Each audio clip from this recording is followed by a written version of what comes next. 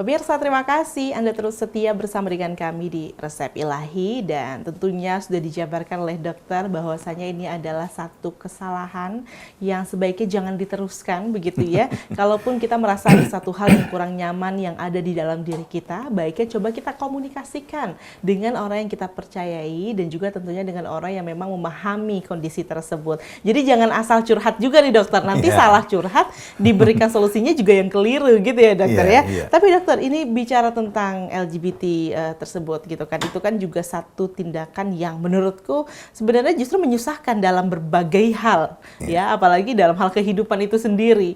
Nah, apa sih dokter dampak bagi kehidupan bagi seorang LGBT? Oh, banyak banget tuh Irma.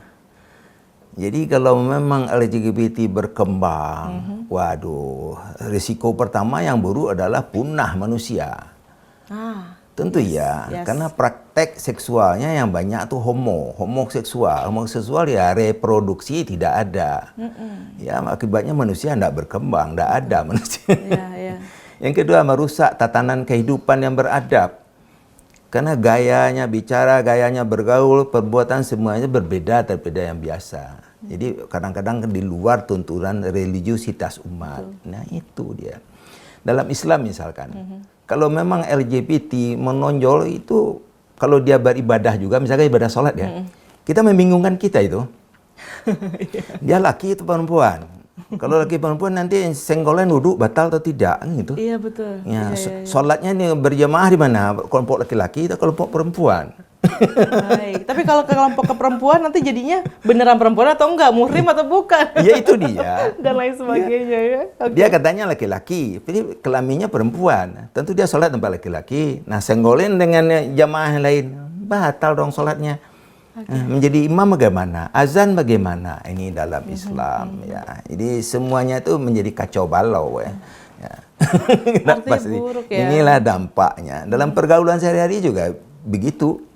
Ini om atau tante, enggak tahu kita. Bingung ya panggilnya. Ini mas atau mbak, enggak jelas. Nah, inilah. Jadi tatanan kehidupan yang udah terbentuk ini bisa goyang berubah. Nah, itulah dampak-dampak buruk dalam kehidupan. Tapi dampak buruk untuk individunya sendiri apa, dokter? Oh ya, tentu ya. Bagaimanapun dia kalau memang homoseksual itu tentu pasti dia tidak akan berkembang. Itu satu ya. Yang kedua, sistem kehidupannya sehari-hari, aktivitas kehidupannya itu tentu canggung gitu loh, tidak seperti biasa. Kalau dia bekerja ya profesional itu bisa anjlok loh, tidak bisa eksis ya, tetap sukses itu susah gitu. Untuk dirinya juga susah berkembang itu. Nah kalau dampak gangguan kesehatan fisiknya seperti apa? Nah tergantung ini ya, kalau alat-alat organ vitalnya penyangga kehidupan itu masih bagus, ya dia masih normal-normal aja itu. Nah gitu loh, malah dia hidup seperti biasa kan. Namun kan tadi diantaranya adalah yang sesama jenis tersebut, tentunya kan itu satu hal yang tidak diperbolehkan ya. Taruhlah ini dalam agama kita Islam gitu, sebagai muslim hal tersebut tidak diperbolehkan sesama jenis melakukan sebuah hubungan begitu dokter. Nah tentu apa yang tidak diperbolehkan itu pasti ada dampak buruknya. Apa bagi kesehatan itu dokter? Penyakit apa yang mungkin ditimbulkan kalau dari tidak hubungan sesama diperbolehkan jenis? Ya, karena saya yakin sesuatu yang tidak diperbolehkan pasti ada hal buruk di dalamnya begitu. Nah, yang biasanya dia gitu? kan yang menonjol buruk itu adalah pengendalian nafsu syahwatnya, itu yang utama. Nah, yang kedua tingkah lakunya sehari-hari yang berubah gendernya, itunya cuma yang berubah.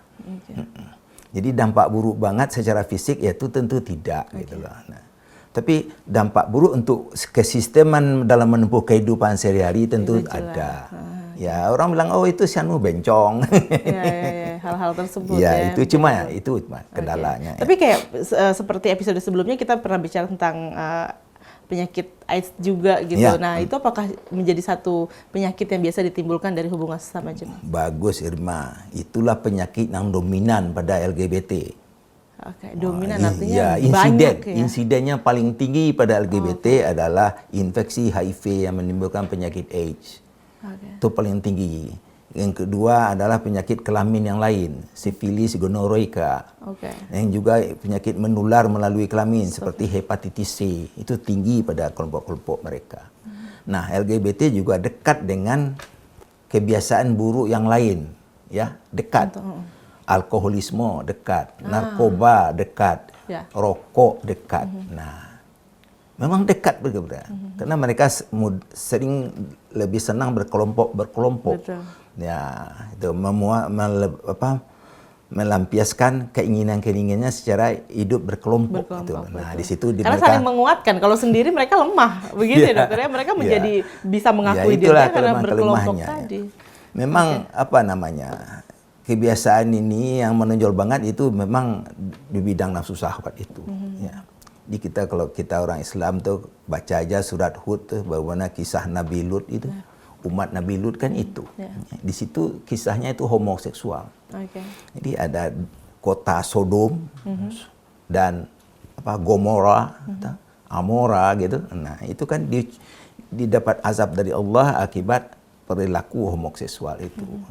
Jadi sebenarnya peringatan, kisah, itu pun sudah ada sejak dahulu kala begitu ya, agar menjadi satu pelajaran bagi kita semua pemirsa. Jadi jelas pemirsa bahwasanya memang tidak ada manfaatnya sama sekali jika kita melawan kodrat ilahi. Yang sebaiknya kita lakukan adalah tetap mensyukuri dan tetaplah melakukan apa-apa yang sudah Allah takdirkan kepada kita, karena takdir Allah lah yang terbaik yang harus kita terima begitu pemirsa. Jadi mau LGBT apakah itu sedang menjadi tren di era sekarang ini, nampaknya itu bukan satu hal yang harus diikuti gitu ya, karena itu jelas-jelas melawan kodrat ilahi dan hukumnya pun jelas begitu ya.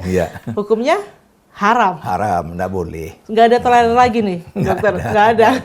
Kalau misalnya tadi ya aktivitas dari LGBT itu sendiri, mungkin homo ataupun lesbian, itu jelas haram ya dari perilakunya. Tapi kalau hanya bergaya misalnya cuma agak loh dokter, agak-agak ke perempuan. Ya memang nggak boleh juga Irma. Ya, itu melanggar kodrat juga.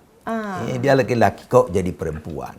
Gaya-gaya aja gitu dokter. Ya nggak sama, boleh juga. merubah tatanan kehidupan. Ya nggak boleh. Apalagi di bumi Pancasila ini ya. Negara kita katanya berdasarkan ketuhanan Yang Maha Esa ya. Berperi kemanusiaan ya, ada wadah persatuan ya, musyawarah mufakat, membangun kesejahteraan yang adil ya. Itu prinsip dasar negara kita ya. Di negara kita yang demikian, masa ini perilaku, sikap, perbuatan yang berbeda dengan biasa itu enggak usah. Karena LGBT sendiri itu adalah satu perilaku menyimpang begitu ya dokter ya, yang mana yang banyak betul. Walaupun secara fisik ada juga menyimpang. Iya betul sekali. Tapi lagi-lagi pemirsa, bagaimana kita bisa menggapai sehat walafiat kalau pemikiran kita tidak sehat? Nah, pemikiran itulah yang kemudian mendistribusikan satu perilaku kepada tubuh kita untuk melakukan satu hal yang benar. Jadi jangan sampai kita terikut oleh tren LGBT itu sehingga pemikiran kita pun menjadi terganggu. Dokter, terima kasih banyak ya sudah menjelaskan. Semoga ini bermanfaat juga untuk pemirsa televisi Muhammadiyah dimanapun Anda berada. Terima kasih pemirsa. Ingat, jangan ikut-ikut kalau itu memang tidak benar. Tapi lakukanlah sesuatu yang sudah Allah perintahkan dan semuanya jelas ada di dalam Al-Quran. Sampai jumpa lagi. Assalamualaikum warahmatullahi wabarakatuh. Waalaikumsalam warahmatullahi wabarakatuh.